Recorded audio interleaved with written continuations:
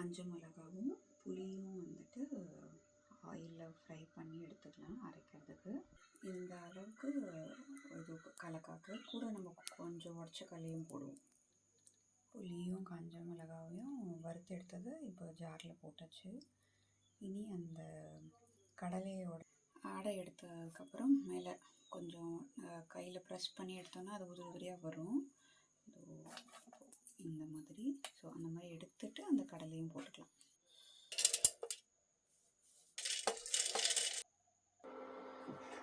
இதில் தேவைக்கு தண்ணி விட்டுக்கலாம். இந்த அளவுக்கு நான் கரைச்சி எடுத்துருக்கேன்.